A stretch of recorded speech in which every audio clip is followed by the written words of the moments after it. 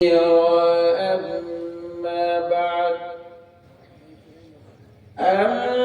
بعد فإن خير الحديث كتاب الله وخير الهدى هدى محمد صلى الله عليه وسلم وشر الأمور محدثاتها وكل محدثة بدعة وكل بدعة ضلالة وكل ضلالة في النار. فقد قال الله تبارك وتعالى في قرآن المجيد وفرقانه الحميد. أعوذ بالله من الشيطان الرجيم. بسم الله الرحمن الرحيم.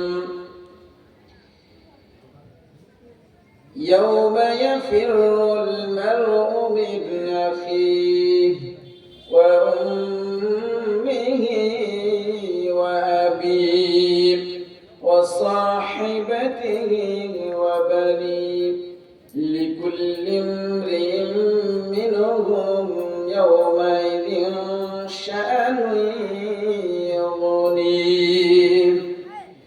أعوذ بالله من الشيطان الرجيم.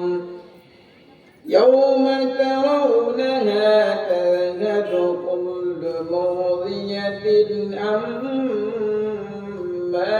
أرضعت وتضع كل ذات حمل حملها وترى الناس سكارى وما هم بسكارى ولكن عذاب الله شديد.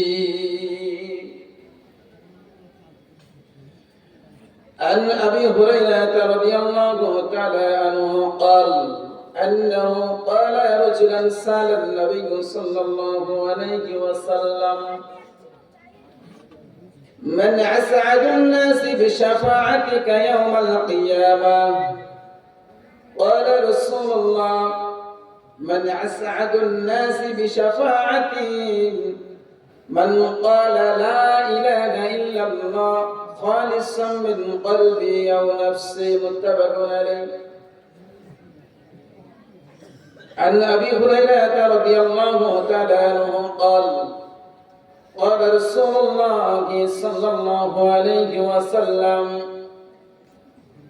وأفضل الصلاة بعد الفريضة صلاة الليل. رواه مسلم. عن جابر بن عبد الله رضي الله تعالى عنه قال قال رسول الله صلى الله عليه وسلم من قال حين يسمع الندى اللهم رب هذه الدعوة التامة والصلاة القائمة آت محمدا الوسيلة والفضيلة وابعثه مقاما محمودا الذي وعدته حلت له شفاعتي يوم القيامة. متفق عليه.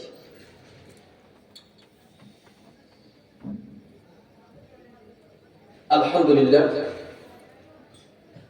আজকের ইসলামী সম্মেলনের সম্মানিত সুযোগ্য সভাপতি সাহেব, আজকের এই মাহফিলের দ্বিতীয় আকর্ষণ, তৃতীয় আকর্ষণ এবং সন্ধ্যা থেকে নিয়ে এখন পর্যন্ত যারা আলোচনা করেছেন এবং আমার সামনে উপস্থিত আগত সমাগত মুসলিম ভ্রাতৃত্ব মণ্ডলী, পদ্মার অন্তরের অবস্থান তথা মা ও ভগ্নীগণ, সর্বপ্রথমে সে মহান আল্লাহ রাব্বুল আলামিনের দরবারে শুকরিয়া জ্ঞাপন করছি যে মহান আল্লাহ রাব্বুল আলামিন আমাদেরকে দুনিয়াবী জীবনের সকল কাজকর্ম উপেক্ষা করে একমাত্র মহান রব আল্লাহকে সন্তুষ্ট করার জন্য এই ইসলামী মাহফিলে এসে কিছু দিনী কথা শ্রবণ করার এবং আমাকে কিছু কথা বলার তৌফিক এনায়েত করেছেন। সেই মহান মনিবের প্রতি শুকরিয়া জ্ঞাপন করছি, আলহামদুলিল্লাহ। দুরূদ ও সালাম বর্ষিত হোক সেই মুহাম্মদ সাল্লাল্লাহু আলাইহি ওয়াসাল্লামের প্রতি, যার আদর্শকে বাস্তবায়ন করাই হচ্ছে আমাদের মূল লক্ষ্য এবং উদ্দেশ্য।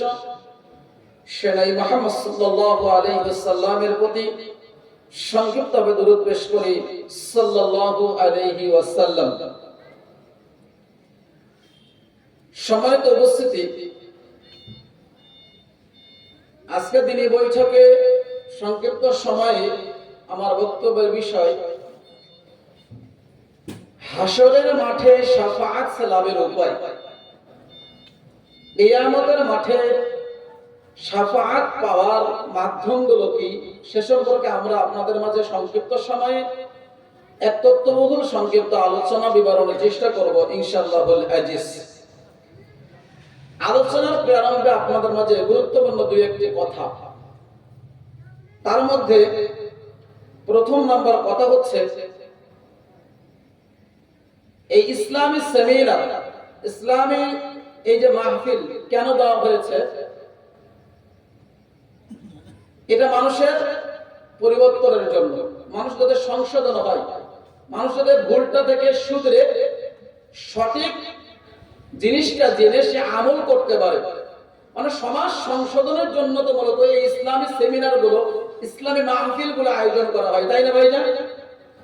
তো আজকের আমরা এমন একটা সুন্দর আয়োজন মসজিদ কমিটির পক্ষ থেকে করা হয়েছে, আলহামদুলিল্লাহ। অথচ দেখা যাচ্ছে হাতে গোনে আমাদের 40 থেকে 50টি মানুষ আমাদের হবে। এত বড় একটা সমাজ, অত বড় দুঃখ লাগলো। অথচ বাজারে পার দিয়ে যখন আমি আসলাম, সেখানে শত শত মানুষ আমরা দেখলাম, সেখানে শত শত পুরুষ দেখলাম, শত শত নারী দেখলাম, একাকার হয়ে দেখা যাচ্ছে তারা সেখানে বাজারে বিভিন্ন জিনিসপত্র তারা ক্রয় করছে। তো এখানে আপনার মেয়েটা ওখানে গিয়ে বাজারে ক্রয় করে, আপনার স্ত্রীরা ওখানে গিয়ে ক্রয় করে। আপনি তো নিজেকে মুসলিম দাবি করছেন, তাহলে আপনার স্ত্রী ওখানে যায় কিভাবে? আপনি তো পুরুষ মানুষ, তাই না? তা পুরুষ মানুষ হওয়া সত্ত্বে আপনি তো আপনার স্ত্রীকে খাদ্য কিনে দিতে পারেন, আপনার মেয়েকে আপনি কিনে দিতে পারেন। এটা না করে আপনার স্ত্রীকে কেন আপনি বাজারে পাঠালেন, আপনার মেয়েকে কেন পাঠালেন? নিজেকে পুরুষ মানুষ হওয়ার চেষ্টা করতে হবে। সম্মানিত উপস্থিতি, সুতরাং মাইকের আওয়াজ দূর পর্যন্ত যাচ্ছে, সকল মুসলিম দিদি ভাইদেরকে আমরা উদাত্ত আহ্বান জানাচ্ছি। আমি আপনাদের মাঝে সেই বাংলাদেশ থেকে এসেছি, আপনারা আমাকে সম্মান করবেন বলে আমি আশাবাদী ইনশাআল্লাহ।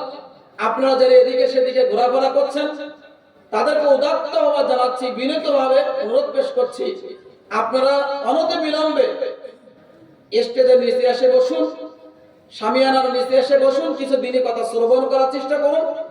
আশাবাদী ইনশাআল্লাহ আপনার কিছুটা উপকার হলেও হবে, এটা আমি আশাবাদী ইনশাআল্লাহ।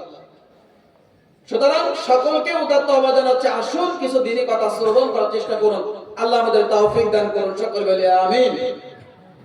সম্মানিত উপস্থিতি, তো আসুন আমরা কথা দীর্ঘায়িত না করে আমাদের মূল আলোচ্য বিষয় যেটা নিয়েছি সেটা হচ্ছে, কি বললাম, কিয়ামতের মাঠে, হাসরের মাঠে শাফাআত লাভের মাধ্যম, যে কি আমল করলে, কোন কাজগুলো করলে কিয়ামতের মাঠে শাফাআত পাওয়া যাবে, এই বিষয় নিয়ে আমরা আপনাদের মধ্যে সংক্ষিপ্ত সময়ে এক তথ্যবহুল সংক্ষিপ্ত আলোচনা বিবরণের চেষ্টা করব ইনশাআল্লাহুল আজিজ। সম্মানিত উপস্থিতি, দেখুন, হাসরের মাঠে শাফাআত বা সুপারিশ পাওয়াটা একজন ব্যক্তির জীবনে অতি একটা গুরুত্বপূর্ণ বিষয়। হাসরের মাঠে শাফাআত বা সুপারিশ পাওয়াটা একজন মানুষের বড় সফলতা। আপনি দুনিয়াবী জীবনে মনে করেন কোন একটা বিপদের সম্মুখীন আপনি হয়েছেন বা কোন একটা বিচারের সম্মুখীন আপনি হয়েছেন, তো আপনাকে যে অপকর্মের কারণে, আপনাকে যে অন্যায়ের কারণে বিচারের আওতায় আনা হয়েছে, সেই অপকর্মটা আপনি করেননি, সেই অন্যায়টা আপনি করেননি। এখন আপনি যে নির্দোষ এটা প্রমাণ করার ক্ষেত্রে আপনি কি চান?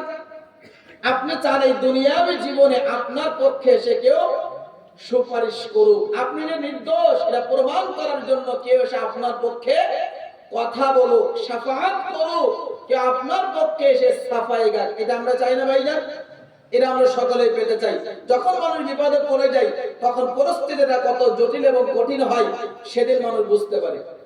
ঠিক তদ্রূপ আপনি আমি যদি পরকালের ক্ষেত্রে কিয়ামতের মাঠ কত জটিল হবে, কিয়ামতের মাঠ কতটা কঠিন হবে সে সম্পর্কে জানার চেষ্টা করি, তাহলে আমরা কুরআনুল কারীমের একাধিক আয়াতের বিবরণ এই সম্পর্কে আমরা জানতে পারি। যেমন আল্লাহ রাব্বুল আলামিন পবিত্র কুরআনুল কারীমের সূরাতুল জিলজাল 30 নং পারা 20 নং পৃষ্ঠার আয়াত নম্বর 7 এবং 8 আল্লাহ রাব্বুল আলামিন বলছেন, পৃথিবীর মানুষ শুনে রাখো, ফামান ইয়ামাল মিসকাল যাররাতিন খায়রান ইয়ারা।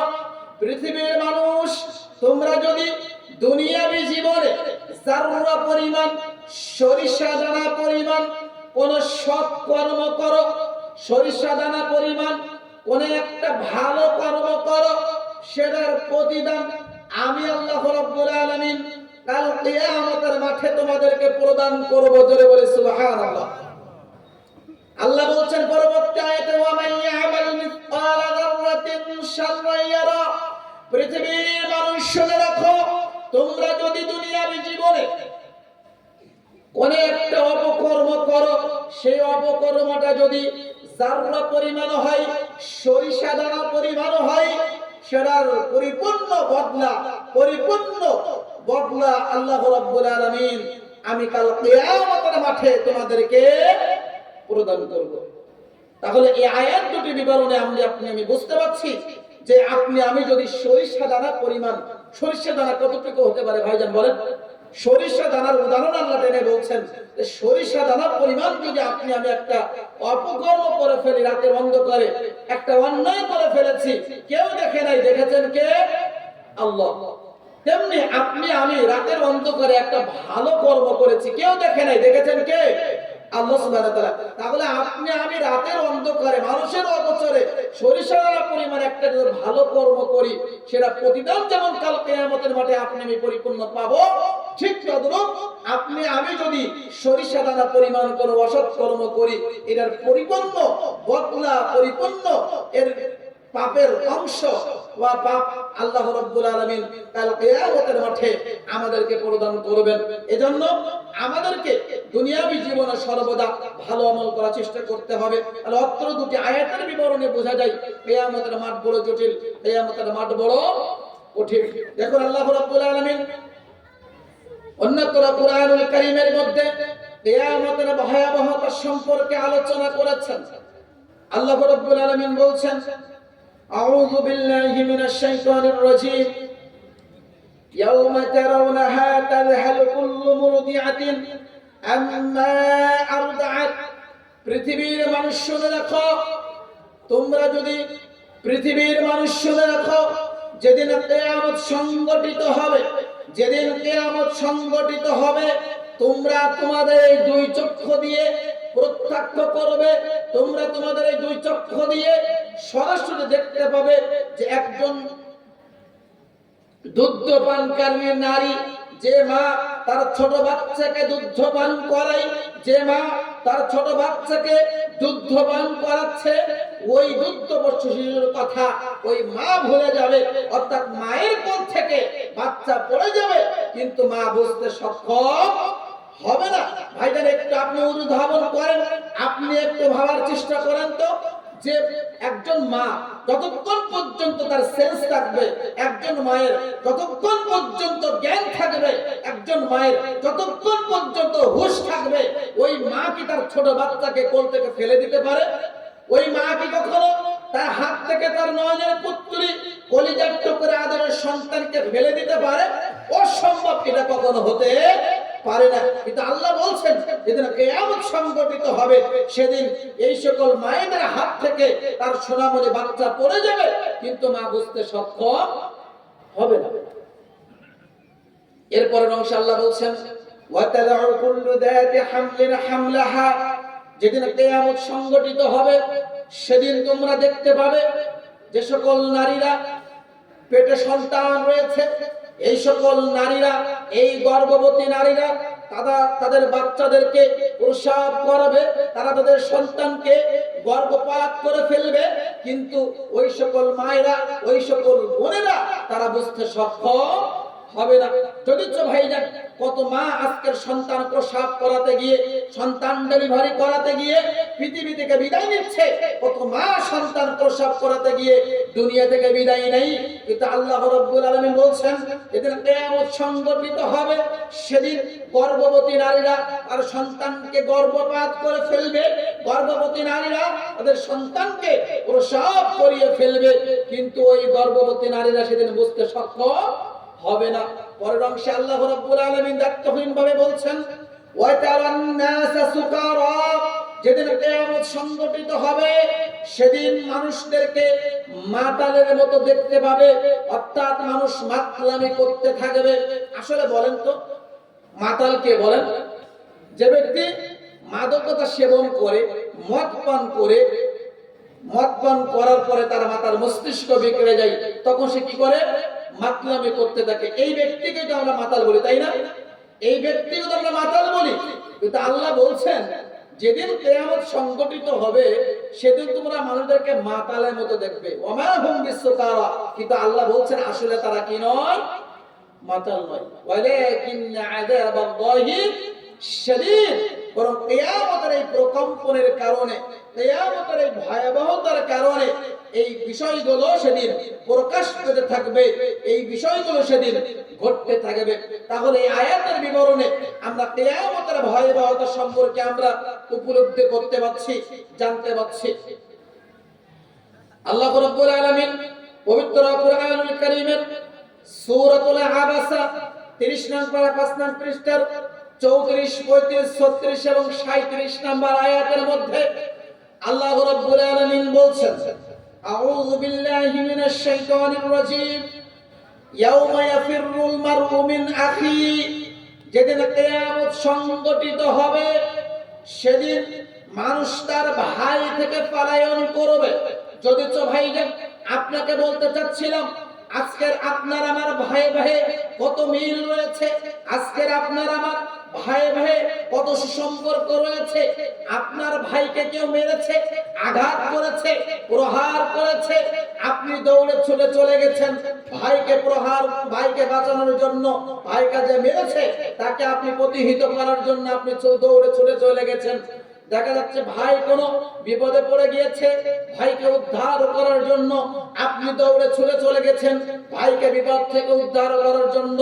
আজকের দুনিয়াবী জীবনে কত ভাই ভাই আপনার আমার মিল, কিন্তু আল্লাহ বলছেন যেদিন কিয়ামত সংঘটিত হবে ইয়াউমা ইয়াফিরুল মারউ মিন আখি, সেদিন মানুষ তার ভাই থেকে পলায়ন করবে। 2 ওয়া উম্মিহি ওয়া আবি, যেদিন কিয়ামত সংঘটিত হবে সেদিন স্ত্রীরা তার সন্তান সন্ততিকে পলায়ন করবে, এমনকি মা তার পিতা থেকে পলায়ন করবে। লিকুল্লি ইমরিইম মিনহুম ইয়াউমাইযিন শাআনু ইয়ুগনি, যেদিন কিয়ামত সংঘটিত হবে সেদিন মানুষ এমন একটা কঠিন পরিস্থিতির মধ্যে দিন অতিবাহিত করবে ভাইজান, সেদিন মানুষ নিজের ছাড়া আর কারোর দিকে তাকানোর মতো কোনো অবস্থায় পরিস্থিতি সে থাকবে না। তাহলে এই আয়াতের বিবরণে বোঝা যাচ্ছে যেদিন কিয়ামত সংঘটিত হবে সেদিন মানুষ তার ভাই থেকে পলায়ন করবে, যেদিন কিয়ামত সংঘটিত হবে সেদিন মা তার পিতা থেকে পলায়ন করবে, যেদিন কিয়ামত সংঘটিত হবে সেদিন স্ত্রীরা তার সন্তান সন্ততি থেকে পলায়ন করবে। এই কথাগুলো আল্লাহ রাব্বুল আলামিন এই কুরআনুল কারীমের সূরা আবাসার 34 থেকে 37 নম্বর আয়াতের মধ্যে আল্লাহ রাব্বুল আলামিন তুলে ধরেছেন। আল্লাহ রাব্বুল আলামিন অন্যত্র পবিত্র কোরআনুল কারীমের সূরাতুল ইনফিতর 30 নম্বর 6 নম্বর পৃষ্ঠার 1 থেকে 4 নম্বর আয়াতে আল্লাহ রাব্বুল আলামিন কিয়ামতের ভয়াবহতা সম্পর্কে আলোচনা করেছেন। আল্লাহ রাব্বুল আলামিন বলছেন, আউযু বিল্লাহি মিনাশ শাইতানির রাজীম, বিসমিল্লাহির রহমানির রহিম।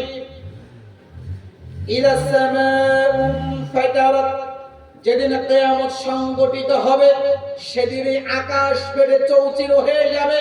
যেদিন কিয়ামত সংঘটিত হবে তখন এই আকাশ ফেটে খণ্ড বিখণ্ডিত করে দেওয়া হবে।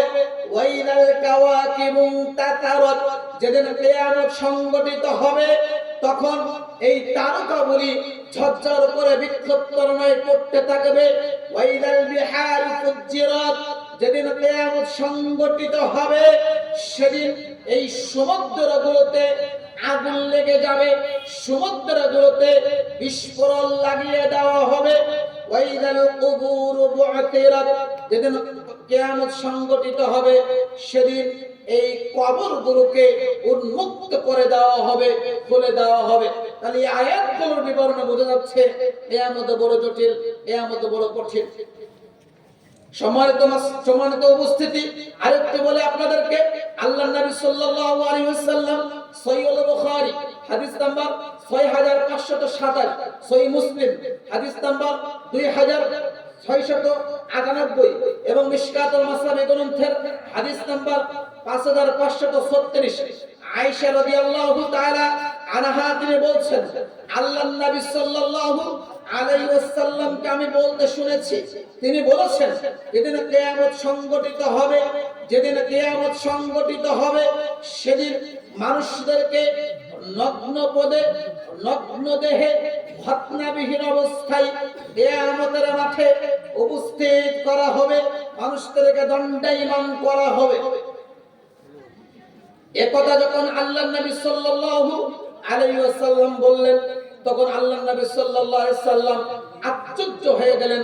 আল্লাহর নবী সাল্লাল্লাহু আলাইহি ওয়াসাল্লামের কথা শুনে আয়েশা রাদিয়াল্লাহু তাআলা আনহা আশ্চর্য হয়ে গেলেন, বলছেন, আল্লাহর নবী আপনি বলছেন কি যেদিন কিয়ামত সংঘটিত হবে সেদিন মানুষের যদি পরনে কাপড় না থাকে, মানুষ যদি বিবস্ত্র অবস্থায় থাকে, তাহলে একজন ব্যক্তি অপরজনের লজ্জা স্থানের দিকে দৃষ্টিপাত করবে। আল্লাহর নবী এই কঠিন পরিস্থিতিতে তাহলে একজন অপরজন লজ্জা স্থানের দিকে তো দৃষ্টিপাত করবে।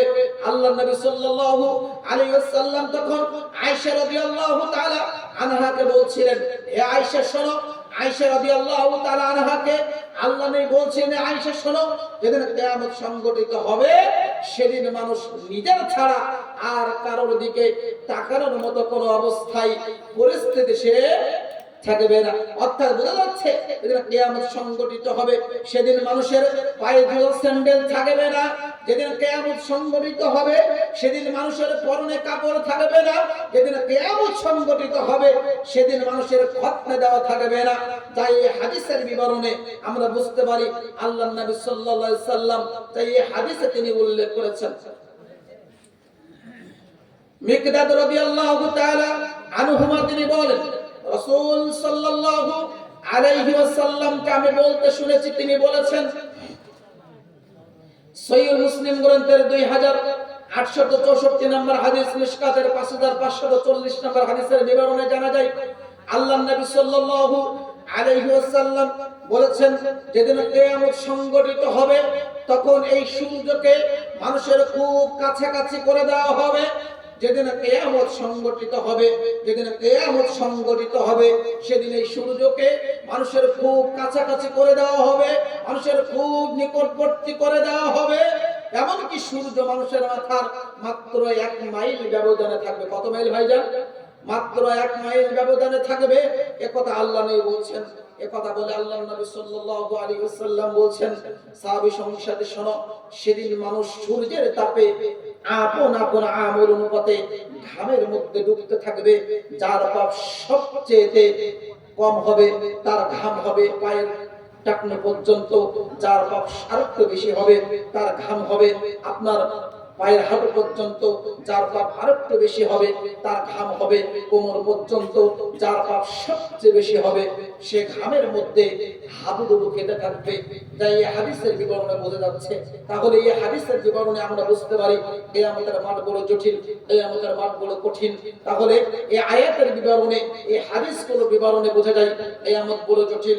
এই কঠিন পরিস্থিতিতে কিয়ামতের মাঠে আপনার আমার পক্ষে কেউ কথা বলুক, কিয়ামতের মাঠে আপনার আমার পক্ষে কেউ শাফাআত করুক, কেউ আমার জন্য মহান রব আল্লাহ রাব্বুল আলামিনের নিকটে শাফাআত করুক। এটা আমরা চাই না ভাইজান?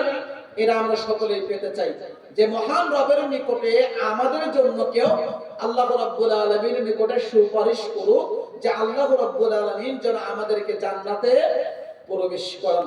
আর এটা যদি আপনি আমি পেতে চাই তাহলে দুনিয়াবী জীবনে কিছু কর্ম আপনাকে করতে হবে, কিছু কর্ম আপনাকে করে যেতে হবে। যদি সেই কিছু কর্ম আপনি আমি করে যেতে পারি ভাইজান, তাহলে বিচারে কাঠগড়াতে কিয়ামতের দিন সেই শাফাআত পাওয়ার সৌভাগ্য আপনি আমি অর্জন করতে পারবো ইনশাআল্লাহ। সংক্ষিপ্ত সময়ে আমরা আপনাদের মাঝে কিয়ামতের মাঠে, হাসরের মাঠে শাফাআত লাভের মাধ্যমগুলো কি সে সম্পর্কে আমরা আপনাদের মাঝে সংক্ষিপ্ত সময়ে আমরা এই বিষয়ে এক তথ্যবহুল সংক্ষিপ্ত আলোচনা বিবরণের চেষ্টা করব। আল্লাহ রাব্বুল আলামিন আমাদেরকে কিছু কথা বলার এবং আপনাদের কিছু কথা শ্রবণ করার তৌফিক দান করুন। সকলে বলি আমিন।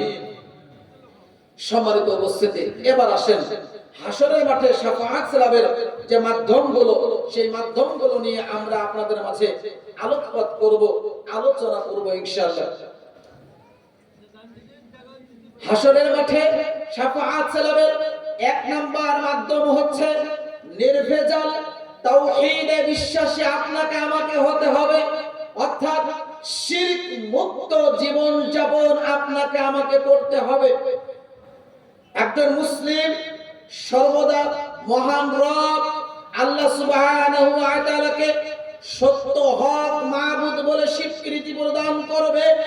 একজন মুসলিম সর্বদা মহান রব আল্লাহ রাব্বুল আলামিনকে সত্য হক ইলাহ বলে স্বীকৃতি প্রদান করবে।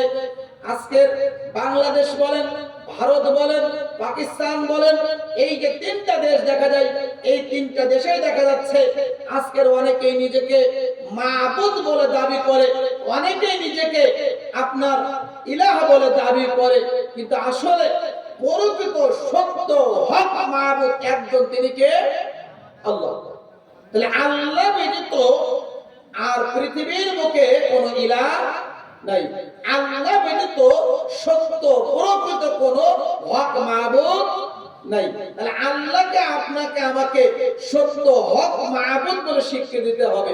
আল্লাহ রাব্বুল আলামিনের কাছে বিপদে আপদে সর্বজ্ঞে আল্লাহ রাব্বুল আলামিনের নিকটে এই ধারণা দিতে হবে। আপনার কোনো কিছু প্রয়োজন, তখন আপনি বলবেন কার কাছে ভাইজান? আল্লাহর কাছে। আপনার কিছু চাওয়ার প্রয়োজন, চাইবেন কার কাছে? আল্লাহর কাছে আপনি চাইবেন। তাহলে বিপদে আপদে সর্বজ্ঞে সব কিছু দেওয়ার মালিক একমাত্র তিনি কে? আল্লাহ। তাহলে আপনি আল্লাহ রাব্বুল আলামিনের কাছে ধারণা দিবেন।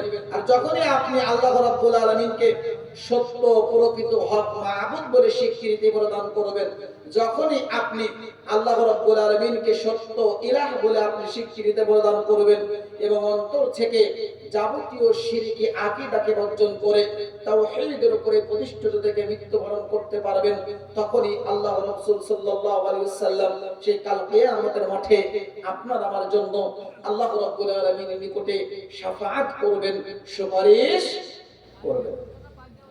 একথাই আল্লাহর নবী সাল্লাল্লাহু আলাইহি ওয়াসাল্লাম সহিহ বুখারী হাদিস নাম্বার 99 এর ভিতরে বলেছেন। আবু হুরায়রা রাদিয়াল্লাহু তাআলা আনহু তিনি বলছেন, রাসূল সাল্লাল্লাহু আলাইহি ওয়াসাল্লাম বলেছেন, আমরা একদা আল্লাহর নবীর কাছে প্রশ্ন করলাম, মান আসআদুন নাসি বিশাফাআতিকা ইয়াউমাল কিয়ামা। আল্লাহর নবী, আল্লাহ রাসূল সাল্লাল্লাহু আলাইহি ওয়াসাল্লাম বিচারে কাঠগড়াতে কিয়ামতের দিন আপনার শাফাআত লাভের ব্যাপারে, কিয়ামত দিবসে আপনার শাফাআত লাভের ব্যাপারে সবচেয়ে সৌভাগ্যবান ব্যক্তি কারা হবে? আল্লাহ নবী একটু বলেন তো। আল্লাহ নবী সাল্লাল্লাহু আলাইহি ওয়াসাল্লাম তখন বলছিলেন, সাহাবী সঙ্গী সাথে শোনো, আসআদুন নাসি বিশাফাতি ইয়াউমাল কিয়ামা, বিচারে কাঠগড়াতে কিয়ামতের দিন আমার শাফাআত লাভের ব্যাপারে, বিচারে কাঠগড়াতে কিয়ামতের দিন আমার শাফাআত লাভের ব্যাপারে সবচেয়ে সৌভাগ্যবান ব্যক্তি হচ্ছে তারাই হবে মান ক্বালা লা ইলাহা ইল্লাল্লাহ খালিসাম মিন কলবি আও নাফসি। আল্লাহ নবী সাল্লাল্লাহু আলাইহি ওয়াসাল্লাম বলছিলেন, যে ব্যক্তি অন্তরে একনিষ্ঠ চিত্তে, যে ব্যক্তি অন্তরে একনিষ্ঠ চিত্তে এ মর্মে সাক্ষ্য প্রদান করবে লা ইলাহা ইল্লাল্লাহ, আল্লাহ ছাড়া সত্য প্রকৃত হক কোনো মাবুদ নেই, আল্লাহ ছাড়া সত্য প্রকৃত কোনো ইলাহ নেই, যে ব্যক্তি এটাকে অন্তরে স্বীকৃতি প্রদান করবে, কাজে বাস্তবায়ন করবে, সেই ব্যক্তি কাল কিয়ামতের মাঠে রাসূল সাল্লাল্লাহু আলাইহি ওয়াসাল্লামের পক্ষ থেকে শাফাআত পেয়ে সৌভাগ্য অর্জন করবেন ইনশাআল্লাহ। দেখুন সহিহ মুসলিমের 512 নম্বর হাদিস, আবু হুরায়রা রাদিয়াল্লাহু তাআলা আনহু তিনি বলছেন, রাসূল সাল্লাল্লাহু আলাইহি ওয়াসাল্লাম একদা বৈঠকে সাহাবীদেরকে নিয়ে আল্লাহর নবী সাল্লাল্লাহু আলাইহি ওয়াসাল্লাম বসে আছেন। তখন আল্লাহর নবী সাল্লাল্লাহু আলাইহি ওয়াসাল্লাম সাহাবীদের উদ্দেশ্য করে বলছিলেন, সাহাবী সঙ্গীর সাথে শুনে রাখো, সাহাবী সঙ্গীর সাথে শোনো, এই পৃথিবীর বুকে যত নবী আল্লাহ রাব্বুল আলামিন প্রেরণ করেছেন, এই পৃথিবীর বুকে যত নবী আল্লাহ তাআলা প্রেরণ করেছেন, প্রত্যেক নবীকে আল্লাহ রাব্বুল আলামিন একটা বিশেষ দোয়া দিয়েছেন। কি দিয়েছেন? একটা বিশেষ দোয়া দিয়েছেন। আর সেই দোয়াটি আল্লাহ রাব্বুল আলামিন দুনিয়াতেই কবুল করবেন। আল্লাহই বলছেন যে পৃথিবীতে যত নবী রাসূল আল্লাহ প্রেরণ করেছেন, প্রত্যেক নবীকে আল্লাহ তাআলা একটা কি দিয়েছেন? দোয়া দিয়েছেন। আর এই দোয়াটি আল্লাহ রাব্বুল আলামিন কবুল করবেন। আর প্রত্যেক নবী তার সেই দোয়াটি দুনিয়াতে করে নিয়েছে, কিন্তু আল্লাহর নবী সাল্লাল্লাহু আলাইহি ওয়াসাল্লাম বলছেন যে আমি আমার দোয়াটি কিয়ামত দিবসে, আমি আমার দোয়াটি কিয়ামত দিবসে আমার উম্মতদের জন্য রেখে দিয়েছে। জোরে বলি সুবহানাল্লাহ। তাহলে দেখেন ভাইজান, রাসূল সাল্লাল্লাহু আলাইহি ওয়াসাল্লাম তার উম্মতদের প্রতি কত মায়া, কত মহব্বত, কত ভালোবাসা। তিনি বলছেন আমি আমার দোয়াটি আমার উম্মতদের জন্য রেখে দিয়েছি। আর সেই দোয়াটি কি? সেই দোয়াটি হচ্ছে শাফাআত। হাদিসে শেষ অংশে আল্লাহ নবী সাল্লাল্লাহু আলাইহি ওয়াসাল্লাম সাহাবীদের উদ্দেশ্য করে বলছিলেন, সাহাবী সংখ্যাতে শোনো, আমার উম্মতের মধ্যে কোন উম্মত যদি শিরক মুক্ত জীবন যাপন করে মৃত্যুবরণ করে, তাহলে কিয়ামত দিবসে সেই ব্যক্তি আমার শাফাআত লাভের ব্যাপারে সৌভাগ্য অর্জন করবে। জোরে বলি সুবহানাল্লাহ। তাহলে মাত্র দুটি হাদিসের বিবরণে বোঝা যাচ্ছে যে আপনি আমি যদি দুনিয়াবী জীবনে যদি শিরক মুক্ত জীবন যাপন করতে পারি, শিরক মুক্ত জীবন যাপন করে তাওহীদের উপরে প্রতিষ্ঠিত থেকে যদি মৃত্যুবরণ করতে পারি, তাহলে বিচারে কাঠগড়াতে কিয়ামতের দিন রাসূল সাল্লাল্লাহু আলাইহি ওয়াসাল্লাম আপনার আমার জন্য মহান রবের নিকটে শাফাআত করবেন, সুপারিশ করবেন। তাহলে যে কোনো মূল্যে একজন মুসলিম সর্বদা, যে কোনো মূল্যে একজন মুসলিম সর্বদা শিরককে বর্জন করে চলবে। তাহলে আপনার পরিবার আপনার বিরুদ্ধে চলে যাক, আপনার দেশ আপনার বিরুদ্ধে চলে যাক, আপনার সন্তান আপনার বিরুদ্ধে চলে যাক, পাড়া মহল্লা আপনার বিরুদ্ধে চলে যাক, আপনার গ্রামের মানুষ আপনার বিরুদ্ধে চলে যাক, কিন্তু কোন মুসলিম ঘরের সন্তান কখনো শিরকের সাথে আপোষ করতে পারে না। শিরকের সাথে আপোষ করা যাবে না। শিরক মুক্ত জীবন যাপন করতে হবে। আল্লাহ রাব্বুল আলামিন দেখেন পবিত্র কুরআনুল কারীমের সূরাতুল মাঈদা 6 নং পৃষ্ঠা 19 নং পৃষ্ঠা 72 নম্বর আয়াতের ভিতরে আল্লাহ রাব্বুল আলামিন দায়িত্বহীন ভাবে বলেছেন, ইন্নাহু মান ইউশরিক বিল্লাহ ফাকাদ হারামাল্লাহু আলাইহিল জান্নাহ ওয়া মাওয়াহুন নার ওয়া মা লিয-যালিমিন মিন আনসার। আল্লাহ রাব্বুল আলামিন বলেন, পৃথিবীর মানুষরা রাখো, ইন্নাহু মান ইউশরিক বিল্লাহ, তোমাদের মধ্যে কোন ব্যক্তি যদি আমি মহান রব আমার সাথে শিরক করে, ফাকাদ হারামাল্লাহু আলাইহিল জান্নাহ, আমি আল্লাহ রাব্বুল আলামিন তার উপর জান্নাতকে হারাম করে দিব, ওয়া মাওয়াহুন নার, তার উপর জাহান্নামকে অবধারিত করে দিব, ওয়া মা লিয-যালিমিন মিন আনসার, এবং এই সকল জালিমদের বিচারে কাঠগড়াতে কিয়ামতের দিন কোন সাহায্যকারী থাকবে না। তাহলে আয়াতের বিবরণে বোঝা যাচ্ছে যারা শিরকি কর্ম করে মারা যাবে আল্লাহ রাব্বুল আলামিন তাদের উপরে জান্নাতকে হারাম করে দিবেন, জাহান্নামকে অবধারিত করে দিবেন। এমনকি যারা শিরকি কর্ম করে মারা যায়, যারা শিরকি কর্ম করে আল্লাহ রাব্বুল আলামিন তাদের পেছনের যাবতীয় সৎ আমল, নেক আমলকে আল্লাহ রাব্বুল আলামিন নষ্ট করে দেন, বরবাদ করে দেন, ধ্বংস করে দেন। যা আল্লাহ রাব্বুল আলামিন কোরআনুল কারীমের একাধিক আয়াতে আল্লাহ সুবহানাহু ওয়া তাআলা উল্লেখ করেছেন, যার মধ্যে একটা উদাহরণ আপনাদেরকে দেওয়ার চেষ্টা করি। এখানে অনেক মুরব্বি আছে যাদের বয়স মনে করেন 60 বছর। মুরব্বি আপনাকে বলতে যাচ্ছিলাম আপনার বয়স এখন 60 বছর। তো আপনার বয়স যখন 10 বছর ছিল তখন থেকে নিয়ে আপনি প্রতিদিন 5 ওয়াক্ত সালাত আপনি জামাতের সাথে মসজিদে আদায় করার চেষ্টা করেছেন, আদায় করেছেন। তাহলে আপনি কত বছর যাবত সালাত আদায় করছেন? 50 বছর যাবত সালাত আদায় করছেন। এখন মনে করেন আপনার বয়স মনে করেন 50 বছর। আপনার বয়স যখন 10 বছর ছিল তখন থেকে নিয়ে নিয়মিত ভাবে আপনি রমাদান মাসের একটি মাস সিয়াম আপনি পালন করে আসছেন। তাহলে আপনি দেখা যাচ্ছে 40 বছর যাবত আপনি রমাদান মাসের সিয়াম পালন করছেন। আপনার বয়স মনে করেন এখন 40 বছর। আপনার বয়স যখন 20 বছর ছিল তখন থেকে নিয়ে রাত 2টা 3টার দিকে উঠে ঘুম থেকে জাগ্রত হয়ে আপনি তাহাজ্জুদের সালাত আপনি নিয়মিত ভাবে আদায় করে আসছেন। তাহলে আপনি তাহাজ্জুদের সালাত কত বছর আদায় করলেন? 30 বছর যাবত আপনি আদায় করে আসলেন। এছাড়া দেখা যাচ্ছে আপনার আল্লাহ সামর্থ্য দিয়েছেন, টাকা পয়সা আপনার আল্লাহ দিয়েছেন। এই টাকা পয়সা থেকে আপনি সমাজে দুস্থ গরিব অসহায় ব্যক্তিদেরকে সাহায্য সহযোগিতা করছেন। প্রতি রমাদান মাসে আপনি যাকাতের যে নিসাব পরিমাণ সম্পদ হচ্ছে এটা হিসাব করে আপনি যাকাত বের করে দিচ্ছেন, কোরআন তেলাওয়াত করছেন, জিকির আজকার করছেন, ভালো ভালো সৎ আমল আপনি দুনিয়াবি জীবনে করছেন। এখন আপনার মাঝে বলতে চাচ্ছিলাম যে বিষয়টি, আপনি যে 40 বছর যাবত সালাত আদায় করে যে নেকি পেলেন, 30 বছর সিয়াম পালন করে নেকি পেলেন, 20 বছর যাবত তাহাজ্জুদের সালাত আদায় করে যে নেকি পেলেন, এছাড়া কোরআন তেলাওয়াত, জিকির আজকার, দান সাদাকা, যাকাত প্রদানের মাধ্যমে আপনি কি অসংখ্য অগণিত নেকি অর্জন করে সক্ষম হচ্ছেন না? অসংখ্য অগণিত নেকি অর্জনে সক্ষম হচ্ছেন।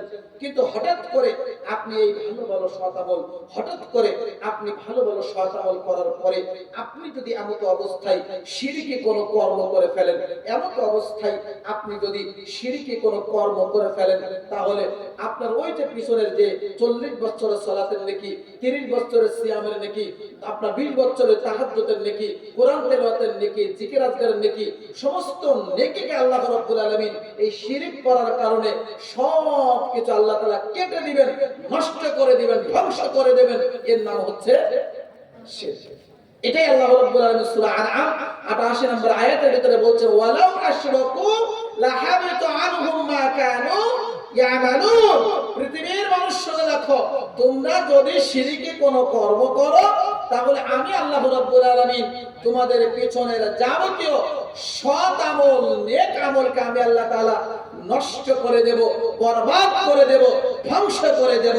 তাহলে কোন মুসলিম কোন সন্তান কখনো শিরকি কর্মের সাথে জড়িত হতে পারে না। তাহলে শিরকি কর্ম থেকে একজন মুসলিম সর্বদা বিরত থেকে তাওহীদের উপরে প্রতিষ্ঠিত থেকে যখন সে মৃত্যুবরণ করতে পারবে, বিচারে কাঠগড়ায় কিয়ামতের দিন রাসূল সাল্লাল্লাহু আলাইহি ওয়াসাল্লাম তার জন্য কি করবেন?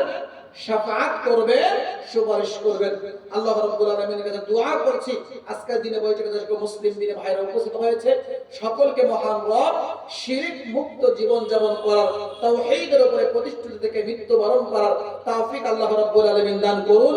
সকলে বলি আমিন। সম্মানিত উপস্থিতি, এরপরে আসি আমরা হাসরের মাঠে শাফাআত লাভের 2 নম্বর মাধ্যম। হাসরের মাঠে শাফাআত লাভের 2 নম্বর মাধ্যম হচ্ছে বেশি বেশি করে রোজা রাখা, বেশি বেশি করে সিয়াম পালন করা। যদিচ আজকের আপনি আমি সিয়াম রাখার সাথে বেশি অভ্যস্ত নই, সিয়াম আপনি আমি রাখতে পারি না, অথচ সিয়াম যদি পালন করা যায়, রোজা যদি রাখা যায়, তাহলে বিচারে কার করে কিয়ামতের দিন এই সিয়াম আপনার জন্য মহান রব আল্লাহ রাব্বুল আলামিনের নিকটে শাফাআত করবেন, আল্লাহ রাব্বুল আলামিনের নিকটে সুপারিশ করবেন। যে কথা আল্লাহর নবী সাল্লাল্লাহু আলাইহি ওয়াসাল্লাম মুসনাদ আহমদ গ্রন্থের হাদিস 6785 নম্বর হাদিসের মধ্যে আল্লাহর নবী সাল্লাল্লাহু আলাইহি ওয়াসাল্লাম বলছেন যে তোমরা বেশি বেশি করে সিয়াম পালন করো। আল্লাহ নবী বলছেন তোমরা বেশি বেশি করে তোমরা সিয়াম পালন করো। যদি তোমরা সিয়াম পালন করো তাহলে এই সিয়াম বিচারে কার্য করতে কিয়ামতের দিন তার পালনকারীর পক্ষে আল্লাহ রাব্বুল আলামিনের কাছে এই সিয়াম সুপারিশ করবে। সিয়াম বলবে ইয়া রাব্বুল আলামিন, সিয়াম বলবে ইয়া রাব্বুল আলামিন, আমি দিনের বেলা তাকে দুইটি কাজ থেকে বিরত রেখেছিলাম। হে রাব্বুল আলামিন, আমি দিনের বেলা তাকে দুইটি কাজ থেকে বিরত রেখেছিলাম। এক, আমি তাকে খানা পিনা থেকে বিরত রেখেছিলাম। দুই, আমি তাকে অশ্লীল অপকর্ম থেকে, আমি তাকে যৌনাচার থেকে, যাবতীয় অন্যায় অপকর্ম থেকে, প্রবৃত্তি থেকে আমি তাকে মুক্ত রেখেছিলাম। সুতরাং হে রব, তুমি তার পক্ষ থেকে তুমি আমার সুপারিশ কবুল করো। আল্লাহ রাব্বুল আলামিন তখন এই সিয়ামের সুপারিশ আল্লাহ কবুল করবেন। অর্থাৎ যারা নিয়মিতভাবে সিয়াম পালন করেছে, যারা নিয়মিতভাবে রোজা পালন করেছে, এই সিয়ামের সুপারিশ করার কারণে তারা নাজাত পেয়ে যাবে। আল্লাহ রাব্বুল আলামিন এই সিয়াম পালনকারী ব্যক্তিদেরকে জান্নাতে প্রবেশ করাবেন। সুবহানাল্লাহ। এজন্য আমাদেরকে বেশি বেশি করে সিয়াম রাখার ব্যাপারে অভ্যস্ত হতে হবে। এখন কথা হচ্ছে বেশি বেশি সিয়াম যদি আমরা পালন করতে চাই, বেশি বেশি রোজা পালন করতে চাই, তাহলে আমাদেরকে রমাদানের বাহিরে চলে যেতে হবে। রমাদানের বাহিরে দেখতে হবে আল্লাহর নবী সাল্লাল্লাহু আলাইহি ওয়াসাল্লাম তিনি কোন দিনগুলোতে বেশি বেশি করে নফল সিয়াম তিনি পালন করেছেন। যেমন আল্লাহর নবী সাল্লাল্লাহু আলাইহি ওয়াসাল্লাম রমাদানের বাহিরে আল্লাহর নবী সাল্লাল্লাহু আলাইহি ওয়াসাল্লাম সবচেয়ে বেশি নফল সিয়াম পালন করতেন শাবান মাসে। কোন মাসে ভাইজান? শাবান মাসে। রমাদানের পূর্বের মাস, আগের মাসের নাম হচ্ছে শাবান মাস। এই শাবান মাস যখন আগমন করত আল্লাহর নবী সাল্লাল্লাহু আলাইহি ওয়াসাল্লাম তখন তিনি বেশি বেশি করে সিয়াম পালন করতেন। এরপরে আল্লাহর নবী সাল্লাল্লাহু আলাইহি ওয়াসাল্লাম রমাদান মাসের পরের মাস হচ্ছে শাওয়াল মাস।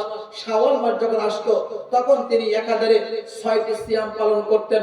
আল্লাহর নবী সাল্লাল্লাহু আলাইহি ওয়াসাল্লাম সহিহ মুসলিমের 1161 নম্বর হাদিসের ভিতরে বলছেন যে মান সামা রমাদান, যে ব্যক্তি রমাদান মাসে সিয়াম পালন করবে, সুম্মা আতবাহু সিত্তান, এবং শাওয়াল মাসের 6টি সিয়াম পালন করবে, কানা কা সিয়ামিদ দাহরি, সে যেন সারা বছর ধরে সিয়াম পালন করলো। সুবহানাল্লাহ। তাহলে আপনি রমাদান মাসের একটা মাস সিয়াম পালন করলেন, রমাদান মাসের পরের মাস হচ্ছে শাওয়াল মাস। এই শাওয়ালে যদি 6টা সিয়াম রাখেন, মোট এই 36টা সিয়াম যদি পালন করতে পারেন, আল্লাহ নবী সাল্লাল্লাহু আলাইহি ওয়াসাল্লাম বলছেন এক বছর ধরে সিয়াম পালন করলে যত নেকি হয়, এক বছর ধরে সিয়াম পালন করলে যত নেকি হয়, তত নেকি আল্লাহ রাব্বুল আলামিন তার আমলনামায় নেকি লিপিবদ্ধ করে দেবেন। যা এই হাদিসের বিবরণে বোঝা যায়। এছাড়া দেখা যাচ্ছে আল্লাহর নবী সাল্লাল্লাহু আলাইহি ওয়াসাল্লাম তিনি সিয়াম পালন করতেন প্রতি সপ্তাহে 2টি করে, সোমবার এবং বৃহস্পতিবারের দিন। আল্লাহর নবী সাল্লাল্লাহু আলাইহি ওয়াসাল্লাম প্রতি চন্দ্র মাসের 3টি করে সিয়াম পালন করতেন। আইয়ামুল বিদ বলা হয়, যেটা 13, 14 এবং 15। আল্লাহর নবী সাল্লাল্লাহু আলাইহি ওয়াসাল্লাম জিলহজ মাস যখন আগমন করত তখন তিনি 1 থেকে 9 তারিখ পর্যন্ত জিলহজ মাসে তিনি সিয়াম পালন করতেন। এছাড়া আল্লাহ নবী সাল্লাল্লাহু আলাইহি ওয়াসাল্লাম আরাফার সিয়াম অর্থাৎ 9 জিলহজ আরাফার দিন রাসূল সাল্লাল্লাহু আলাইহি ওয়াসাল্লাম তিনি সিয়াম পালন করতেন। এছাড়া আল্লাহ নবী সাল্লাল্লাহু আলাইহি ওয়াসাল্লাম মুহররম মাসে সিয়াম পালন করতেন। মুহররম মাসের 9 তারিখ এবং 10 তারিখ এই 2টা সিয়াম আল্লাহ নবী সাল্লাল্লাহু আলাইহি ওয়াসাল্লাম পালন করতেন। কেন পালন করতেন?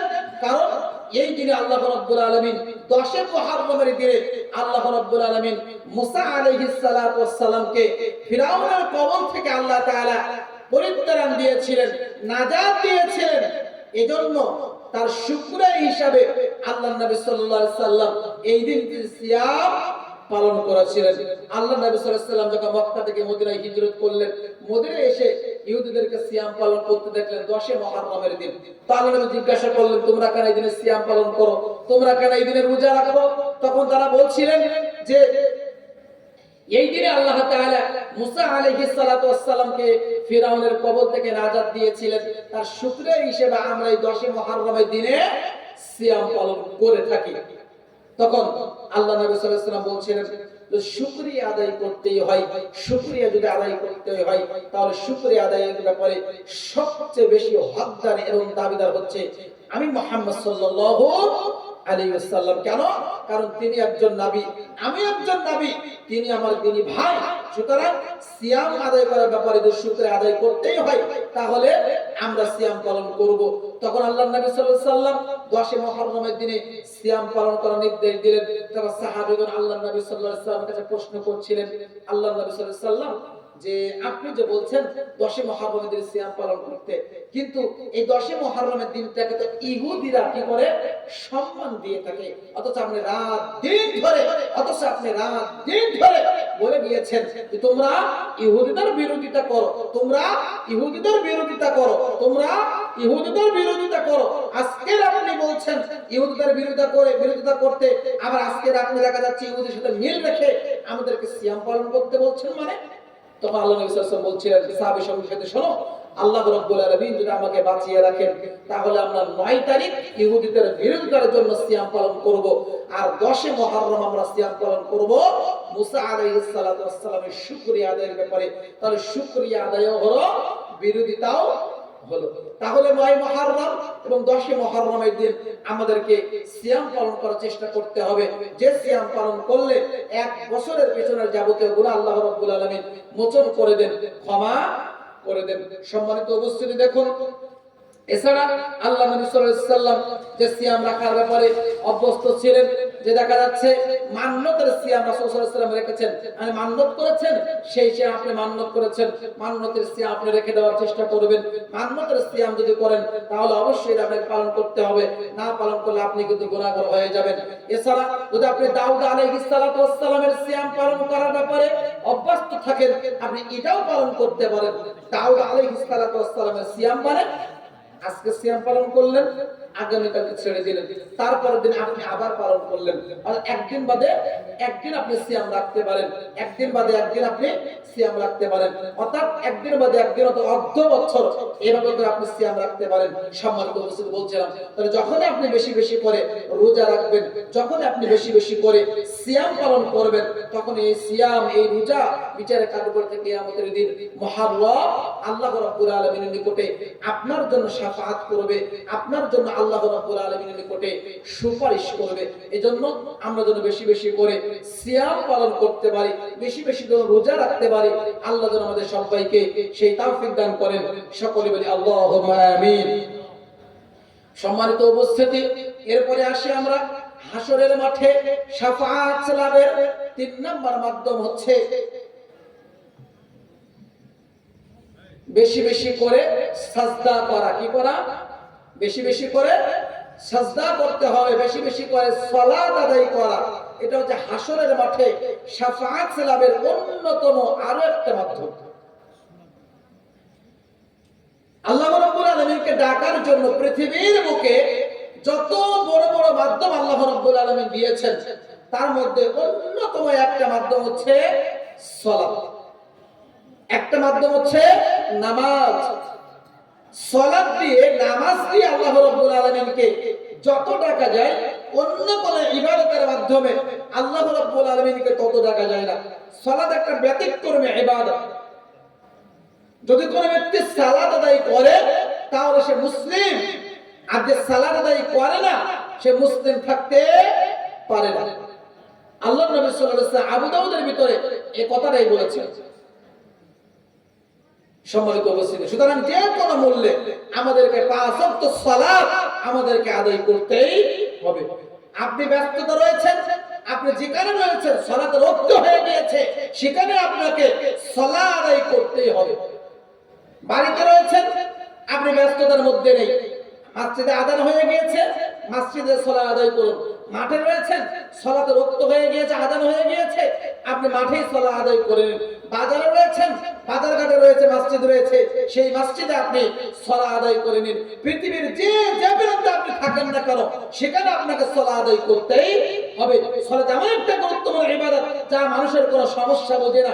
আপনি মনে করেন দাঁড়িয়ে থেকে সালাত আদায় করতে পারছেন না, ভাইজান, মনে রাখার চেষ্টা করবেন, আপনি দাঁড়িয়ে থেকে সালাত আদায় করতে পারছেন না, আপনি বসে থেকে সালাত আদায় করুন। বসে থেকে সালাত আদায় করতে পারছেন না, শুয়ে থেকে সালাত আদায় করুন। শুয়ে থেকে সালাত আদায় করতে পারছেন না, আপনি কিবলা ঠিক রেখে ইশারায় আপনি সালাত আদায় করুন। সালাত আদায় করতে আপনি বাধ্য, কারণ এটা আল্লাহ তাআলা ফরজ করে দিয়েছেন। মনে রাখার চেষ্টা করবেন, সালাত আদায় করতে হলে পরিষ্কার পরিচ্ছন্ন কাপড় পরে সালাত আদায় করতে হবে। পরিষ্কার কাপড় নেই, আপনার মনে করেন ময়লা আবর্জনা লেগে রয়েছে কাপড়ে, ওই ময়লা আবর্জনা কাপড়ে সালাত আদায় করতে হবে। মনে রাখবেন, কারণবশত কোনো কাপড়ই আপনার নেই, কারণবশত কোনো কাপড়ই আপনার নেই, তাহলে বিবস্ত্র অবস্থায় সালাত রক্ত হলে আপনাকে সালাত আদায় করতেই হবে যে কোনো মূল্যে, কারণ আল্লাহ রাব্বুল আলামিন সালাতকে ফরজ করে দিয়েছেন। ঠিক তদ্রূপ সালাত আদায় করার ক্ষেত্রে কিছু পূর্ব শর্ত রয়েছে, তার মধ্যে শরীর কি থাকতে হবে, পাক থাকতে হবে, পোশাক পরিচ্ছন্ন থাকতে হবে। আমরা এটা বললাম, দাঁড়িয়ে থাকতে না পারলে বসে থেকে পড়বেন। আপনি পরিষ্কার কাপড় না থাকলে ময়লা আবর্জনা বসে গিয়ে সালাত আদায় করবেন। ঠিক তদ্রূপ সালাত আদায় করার ক্ষেত্রে আপনাকে পবিত্রতা অর্জন করা জানতে হবে। যদি পবিত্রতায় ত্রুটি থেকে যায়, পবিত্রতা যদি সুন্দরভাবে না হয়, যদি রাসূল সাল্লাল্লাহু আলাইহি ওয়াসাল্লাম পদ্ধতিতে না হয়, তাহলে আপনার সালাত গৃহীত হবে না, আপনার সালাত আল্লাহ রাব্বুল আলামিনের নিকটে কবুল হবে না। একথা আল্লাহর নবী সাল্লাল্লাহু আলাইহি ওয়াসাল্লাম তিরমিজি গ্রন্থের ভিতরে এবং সিলসিলা সহিহ গ্রন্থের 646 নম্বর হাদিসের মধ্যে আল্লাহর নবী সাল্লাল্লাহু আলাইহি ওয়াসাল্লাম দ্ব্যর্থহীন ভাবে বলেছেন, সালাতের নেকি, সালাতের সওয়াব তিন ভাগে বিভক্ত। কয় ভাগে বিভক্ত ভাইজান? তিন ভাগে বিভক্ত। সালাতের নেকি, সালাতের সওয়াব তিন ভাগে বিভক্ত। এক, পবিত্রতা অর্জনের মাধ্যমে, দুই, রুকুর মাধ্যমে, তিন, সিজদার মাধ্যমে। আবার বলি, সালাতের সওয়াব তিন ভাগে বিভক্ত। এক, পবিত্রতা অর্জনের মাধ্যমে। তাহলে পবিত্রতায় যদি ত্রুটি থেকে যায়, পবিত্রতায় যদি ত্রুটি থেকে যায়, পবিত্র রাসূলের পদ্ধতিতে না হয়, তাহলে আপনার সালাত কবুল হবে না। দুই, সালাতের সওয়াব দুই নাম্বার পদ্ধতি যেটা বললেন, যে সালাতের সওয়াবের নাকি তিন ভাগে বিভক্ত। দুই নাম্বার হচ্ছে রুকুর মাধ্যমে। রুকুই যদি ত্রুটি থেকে যায়, রুকু যদি সুন্দর না হয়, তাহলে আপনার সালাত হবে না। তিন, সিজদার মাধ্যমে, যদি সিজদা যদি সুন্দর না হয়, তাহলে আপনার সালাত কবুল হবে না। মনে রাখেন, সালাতে মনে করেন প্রত্যেকটা রাকাতে আপনি সিজদা দিতেন কয়টা? দুইটা সিজদা দিচ্ছেন। এখন দুইটার জায়গায় আপনি একটা সিজদা দিয়ে আপনি দাঁড়িয়ে যান, আপনার ওই রাকাত কি হবে? আপনার সালাত কি হবে? সালাত হবে না। তাহলে সালাতে যদি ত্রুটি থেকে যায়, রুকুই যদি ত্রুটি থেকে যায়, তেমনি পবিত্রতার ক্ষেত্রে উযুই যদি ত্রুটি থেকে যায়, তাহলে আপনার সালাত কবুল হবে না। তাহলে যে কোনো মূল্যে আপনাকে আমাকে পবিত্রতার বিষয়ে, রুকুর ব্যাপারে, সিজদার বিষয়ে আমাদেরকে সজাগ দিতে হবে। কারণ আল্লাহর নবী সাল্লাল্লাহু আলাইহি ওয়াসাল্লাম বলছেন, সল্লু কামা রাআইতুমুনি উসাল্লি। পৃথিবীর মানুষ শুনে রাখো, আমি মুহাম্মদ সাল্লাল্লাহু আলাইহি ওয়াসাল্লাম বলছি, তোমরা যেভাবে আমাকে সালাত আদায় করতে দেখেছো, সেভাবে তোমরা সালাত আদায় করো। রাসূল সাল্লাল্লাহু আলাইহি ওয়াসাল্লাম যে পদ্ধতির আলোকে আমাদেরকে সালাত শিক্ষা দিয়েছেন, রাসূল সাল্লাল্লাহু আলাইহি ওয়াসাল্লাম যে পদ্ধতির আলোকে আমাদের নামাজ শিক্ষা দিয়েছেন, সেই পদ্ধতির আলোকেই আমাদের সালাত আদায় করতে হবে। তাহলে সফলতা অর্জন করা যাবে। কারণ সালাত যদি গ্রহণযোগ্যতা না পায়, তাহলে আপনার সমস্ত সৎ আমল, নেক আমল আল্লাহ রাব্বুল আলামিন বাতিল বলে গণ্য করে দেবেন। সমস্ত সৎ আমল বরবাদ হয়ে যাবে। কারণ আল্লাহ নবী সাল্লাল্লাহু আলাইহি ওয়াসাল্লাম সিলসিলা সহিহ গ্রন্থের 598 নম্বর হাদিসের ভিতরে দ্ব্যর্থহীনভাবে বলে দিয়েছেন, আউয়ালু মা ইউহাসাবু বিহিল আবদু ইয়াওমাল কিয়ামাতিস সালাহ ফাইন সালাহাত সালাহা লাহু সাইরু আমালি ওয়া ইন ফাসদাত ফাসদাত সাইরু আমালি। আল্লাহ বলছেন, পৃথিবীর মানুষ শুনে রাখো, বিচারের কাঠগড়ায় কিয়ামতের দিন সর্বপ্রথমে হিসাব নেওয়া হবে কিসের? ফরজ সালাতের। কিসের বলেন ভাইজান? ফরজ সালাতের। বিচারে কার্যকরিতা কিয়ামতের দিন সর্বপ্রথম মানুষের হিসাব নেওয়া হবে ফরজ সালাতের। যদি সালাত টিকে যায় তাহলে সমস্ত আমল টিকে যাবে, আর সালাত যদি না টিকে যায় তাহলে সমস্ত সৎ আমল, নেক আমল আল্লাহ রাব্বুল আলামিন কি করে দেবেন? নষ্ট করে দেবেন, ধ্বংস করে দেবেন, বরবাদ করে দেবেন। তাহলে যার সালাত রয়েছে তার দান সাদাকা টিকে যাবে, তার সালাত রয়েছে তার কুরবানি টিকে যাবে, তার সালাত রয়েছে তার যাকাত টিকে যাবে, তার সালাত রয়েছে তার সিয়াম টিকে যাবে। কিন্তু সালাত যদি না থাকে তাহলে আপনার সিয়াম, দান সাদাকা, কোরআন তেলাওয়াত, জিকির আজকার, কোন সৎ আমল, কোন নেক আমল আল্লাহ রাব্বুল আলামিন কবুল করবে না। তাই এই হাদিসের বিবরণ বোঝা যাচ্ছে। সুতরাং যে কোনো মূল্যে আমাদেরকে 5 ওয়াক্ত সালাত আদায় করার চেষ্টা করতে হবে। আল্লাহ নবী সাল্লাল্লাহু আলাইহি সাল্লাম 564 নম্বর হাদিস সহিহ মুসলিমের ভিতরে বলেছেন, as-salatul khamsu wal jum'atu ila al-jum'ah wa mukaffaratun bainahuma tasnabatul kabair। আল্লাহ নবী সাল্লাল্লাহু আলাইহি সাল্লাম বলেন, পৃথিবীর মানুষ শুনে রাখো, 5 ওয়াক্ত সালাত, এক সালাত থেকে নিয়ে অপর সালাত, 5 ওয়াক্ত সালাত তোমরা নিয়মিত আদায় করতে পারো, এক জুমআ থেকে অপর জুমআ যদি সালাত আদায় করতে পারো, এমনকি তোমরা যদি রমাদান মাসে সিয়াম পালন করতে পারো, তাহলে এই সৎ আমল করার কারণে তোমাদের পিছনের যাবতীয় সমস্ত সগীরা গুনাহকে আল্লাহ রাব্বুল আলামিন মোচন করে দেবেন, ক্ষমা করে দেবেন। সুবহানাল্লাহ। কয়টা আমলের কথা বললাম? 3টা আমল, বেশি আমল নয়। 1 নাম্বার 5 ওয়াক্ত সালাত, 2 নাম্বার রমাদান মাসের সিয়াম, 3 নাম্বার জুমআর সালাত। এগুলিতে আদায় করতে পারেন তাহলে এক জুম্মা থেকে অপর জুমআ এর মধ্যবর্তী সময়ে আপনার যত সাগীরা গুনাহ হয়েছে, এক রমাদান থেকে আরেক রমাদান এর মধ্যবর্তী সময় যত সাগীরা গুনাহ হয়েছে, ছোট গুনাহ হয়েছে, 5 ওয়াক্ত সালাতের মধ্যে যত ছোট ছোট সাগীরা গুনাহ আপনার হয়েছে, এই সমস্ত সাগীরা গুনাহ আল্লাহ রাব্বুল আলামিন মোচন করে দেবেন, ক্ষমা করে দেবেন। আর আপনি 5 ওয়াক্ত সালাত করতে পারেন, রমাদান মাসে সিয়াম পালন করতে পারেন। আল্লাহ নবী সাল্লাল্লাহু আলাইহি ওয়াসাল্লাম একথাই বলেছেন। সম্মানিত উপস্থিতি, আর যখনই আপনি আমি বেশি বেশি করে সালাত আদায় করতে পারবো, তখনই রাসূল সাল্লাল্লাহু আলাইহি ওয়াসাল্লাম কাল কিয়ামতের মাঠে আপনার আমার জন্য শাফাআত করবেন, আপনার আমার জন্য আল্লাহ রাব্বুল আলামিনের নিকটে সুপারিশ করবেন। এই কথা আল্লাহ নবী সাল্লাল্লাহু আলাইহি ওয়াসাল্লাম স্পষ্টভাবে মুসনাদ আহমদ গ্রন্থের হাদিস 16120 নম্বর, আল্লাহ নবী সাল্লাল্লাহু আলাইহি ওয়াসাল্লাম তারা খাদেমকে বলছিলেন, তোমার যদি কিছু চাওয়ার প্রয়োজন হয় তাহলে তুমি আমার কাছে চাইতে পারো। আজকের আমরা অনেক ব্যক্তি আমাদের সমাজে আছে, দেখা যাচ্ছে বিভিন্ন ব্যবসা বাণিজ্যের সাথে আমরা জড়িত আছি।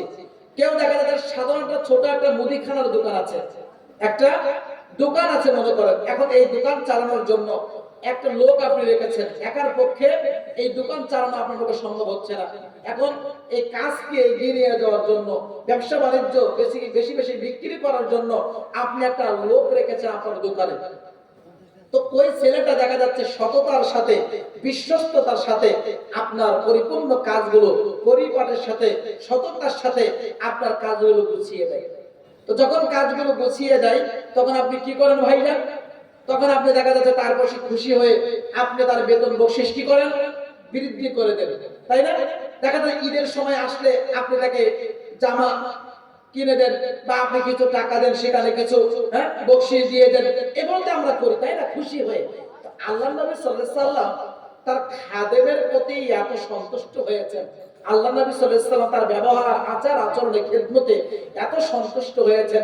সন্তুষ্ট হওয়ার কারণে আল্লাহ নবী সাল্লাল্লাহু আলাইহি ওয়াসাল্লাম তার খাদেমকে বলছিলেন যে তোমার যদি কিছু চাওয়ার প্রয়োজন হয় তাহলে তুমি আমার কাছে চাইতে পারো। আল্লাহ নবী বলছেন তার খাদেমকে যে তোমার কিছু চাওয়ার প্রয়োজন হলে আমার কাছে তুমি চাইতে পারো, আমি তোমাকে সেটা প্রদান করবই। তো প্রথম দিন আল্লাহ নবী সাল্লাল্লাহু আলাইহি ওয়াসাল্লাম যখন এই কথা বললেন তার খাদেমকে, কিন্তু চাইলেন না। কিছুদিন পরে আল্লাহ নবী সাল্লাল্লাহু আলাইহি ওয়াসাল্লাম আবার তাকে বললেন, তার খাদেমকে, যে তোমার যদি কিছু চাওয়ার প্রয়োজন হয় তাহলে আমার কাছে চাইতে পারো, আমি তোমাকে সেটা প্রদান করবই। তো দ্বিতীয়বার যখন আল্লাহ নবী বলেছেন তখন তার খাদেম বলছে, আল্লাহ নবী জি, আমার একটা জিনিস চাওয়ার আছে আপনার কাছে। তো আল্লাহ বলছে, বলো বলো তোমার কি চাওয়ার আছে, তুমি বলো আমার কাছে, আমি সেটা পূরণ করবই ইনশাআল্লাহ।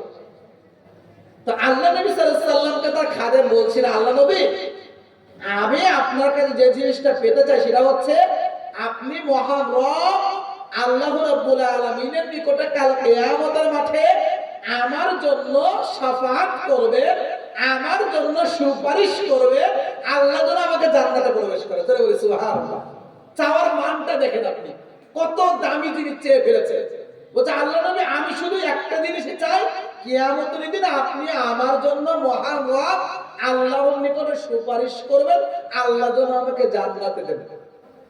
আল্লাহ নবী সাল্লাল্লাহু আলাইহি ওয়াসাল্লাম তখন তার খাদেমকে বলছিলেন, দেখো তুমি যেটা পেতে চাচ্ছ, এটা যদি তুমি পেতে চাও তাহলে তুমি একটা কাজ বেশি বেশি করে আমাকে সহযোগিতা করো।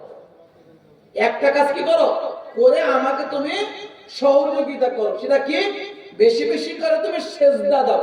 বেশি বেশি কি করো? সেজদা করো। বেশি বেশি করে তুমি সালাত আদায় করো। এখন ভাইরা আল্লাহ নবী সাল্লাল্লাহু আলাইহি ওয়াসাল্লাম তাকে তো সেজদা করার কথা বললেন, বেশি বেশি সেজদা। এখন তাকে কি ফরজ সালাত বাদ দিয়ে নফল সালাত করার কথা বললেন? জি না, ফরজ সালাত তো আগে পড়তে হবে। কথা বুঝেন না? ফরজ সালাত পড়ার পরে আপনাকে দেখতে হবে যে আল্লাহ নবী সাল্লাল্লাহু আলাইহি ওয়াসাল্লাম তিনি কোন সময়ে তিনি নফল সালাত আদায় করেছেন, আমাদের মাঝে কোন সালাতগুলো নফল হিসেবে দিয়ে গিয়েছেন, সেই সালাতগুলো আমাদেরকে নিয়মিত হবে কি করতে হবে? আদায় করার চেষ্টা করতে হবে। তাহলে আমরা কিয়ামতের মাঠে রাসূল সাল্লাল্লাহু আলাইহি ওয়াসাল্লামের পক্ষ থেকে কি পাবো? শাফাআত পেয়ে সৌভাগ্য অর্জন করতে পারবো। এখন আল্লাহ নবী সাল্লাল্লাহু আলাইহি ওয়াসাল্লাম